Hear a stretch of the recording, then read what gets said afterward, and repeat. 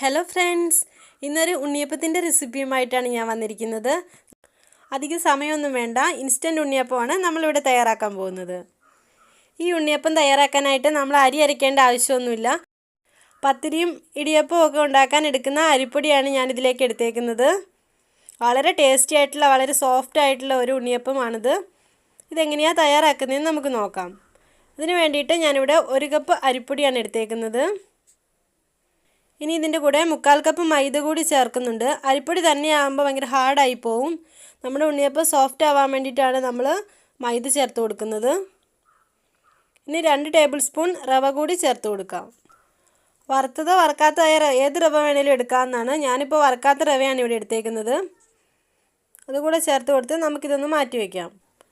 നമുക്കിനി ശർക്കരപ്പാനി റെഡിയാക്കി എടുക്കാം. അതിനായിട്ട് 2 അണി ശർക്കരയാണ് ഞാനിവിടെ എടുത്തേക്കുന്നത്.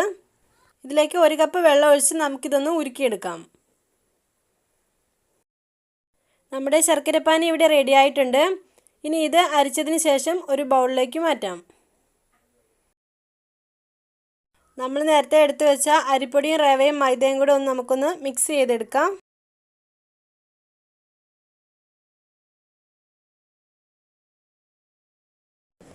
ഇനി ഇതിലേക്ക് ചൂടോടുകൂടി തന്നെ നമ്മുടെ ശർക്കരപ്പാനി ഒഴിച്ചു കൊടുക്കണം.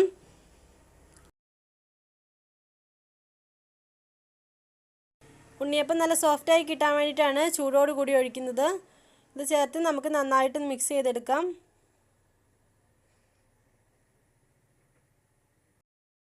ഇനി ഇതിലേക്ക് ഒരു 1/4 കപ്പ് വെള്ളം എടുത്ത് കുറേശ്ശെയായിട്ട് ഒഴിച്ച് നമുക്ക് നന്നായിട്ട് മിക്സ് ചെയ്യാം. നമ്മളിങ്ങനെ മിക്സ് ചെയ്തെടുക്കുന്നുണ്ട്. നമ്മുടെ ചാനൽ ആരെങ്കിലും സബ്സ്ക്രൈബ് ചെയ്യാതെ കാണുന്നുണ്ടെങ്കിൽ ഒന്ന് സബ്സ്ക്രൈബ് ചെയ്ത് സപ്പോർട്ട് ചെയ്യണേ. തൊട്ടടുത്തുള്ള ബെല്ലൈക്കനും കൂടെ ഒന്ന് എനേബിൾ ചെയ്ത് വെക്കണേ. എന്നാലേ ഞാനിടുന്ന പുതിയ വീഡിയോസ് നിങ്ങൾക്ക് നോട്ടിഫിക്കേഷൻസ് ആയിട്ട് വരുള്ളൂ. ഇപ്പോൾ നമ്മുടെ ബാറ്ററി ഇവിടെ റെഡി ആയിട്ടുണ്ട്. നമുക്കിനി ഇതിലേക്ക് തേങ്ങ ചിരകിയത് ചേർത്ത് കൊടുക്കാം. 1/2 കപ്പ് തേങ്ങയാണ് ചിരകി എടുത്തേക്കുന്നത്. അത് ഇതിലേക്ക് ചേർത്ത് കൊടുത്ത് നമുക്ക് നന്നായിട്ട് മിക്സ് ചെയ്തെടുക്കാം. തേങ്ങ കൂടി ചേർക്കുമ്പോൾ നല്ലൊരു ടേസ്റ്റ് ആയിരിക്കും ഉണ്ണിയപ്പത്തിന്. തേങ്ങാക്കൊത്ത് വേണമെങ്കിൽ അത് ചേർത്താലും മതി.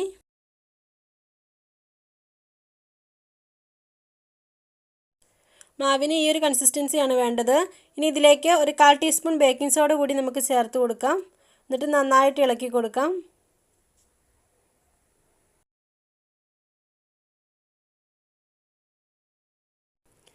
നമ്മുടെ ഇൻസ്റ്റൻറ്റ് ഉണ്ണിയപ്പത്തിനുള്ള മാവ് ഇവിടെ റെഡി ആയിട്ടുണ്ട്. നമുക്കിനി ഇത് ഫ്രൈ ചെയ്തെടുക്കണം. ഇത് ഫ്രൈ ചെയ്തെടുക്കാനായിട്ട് ഉണ്ണിയപ്പച്ചട്ടി ഇവിടെ വെച്ച് ഇനി ഇതിലേക്ക് നമുക്ക് എണ്ണ ഒഴിച്ചു കൊടുക്കാം. എണ്ണ നന്നായിട്ട് ചൂടായി വന്നിട്ട് വേണം നമ്മൾ ഇതിലേക്ക് മാവ് ഒഴിച്ചു കൊടുക്കാൻ. എണ്ണ നന്നായിട്ട് ചൂടായിട്ടുണ്ട്. ഞാൻ മാവ് ഇതിലേക്ക് ഒഴിച്ചു കൊടുക്കുകയാണ്. എണ്ണ നന്നായിട്ട് ചൂടായാലേ മാവ് നന്നായിട്ട് പൊന്തി വരുള്ളൂ.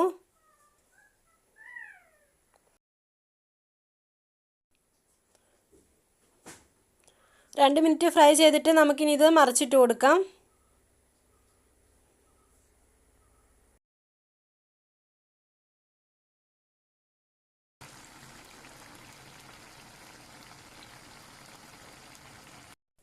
രണ്ട് വശവും നന്നായിട്ട് ഫ്രൈ ആയി കഴിയുമ്പോൾ നമുക്ക് എണ്ണയിൽ നിന്ന് എടുക്കാം. ഈ ഉണ്ണിയപ്പം അധികം എണ്ണ കുടിക്കുകയൊന്നുമില്ല. വളരെ സോഫ്റ്റ് ആയിട്ടുള്ള നമ്മുടെ ഉണ്ണിയപ്പം ഇവിടെ റെഡി ആയിട്ടുണ്ട്. നമ്മൾ അരി അരയ്ക്കുകയോ ഒന്നും ചെയ്യേണ്ട, പെട്ടെന്ന് തന്നെ തയ്യാറാക്കാവുന്നതാണ്. നിങ്ങൾക്ക് എൻ്റെ ഈ വീഡിയോ ഇഷ്ടമായെങ്കിൽ ലൈക്ക് ചെയ്യുക. നിങ്ങളുടെ അഭിപ്രായങ്ങളും നിർദ്ദേശങ്ങളും കമൻ്റായിട്ട് രേഖപ്പെടുത്തുക. പുതിയൊരു റെസിപ്പിയുമായിട്ട് നമുക്ക് വീണ്ടും കാണാം.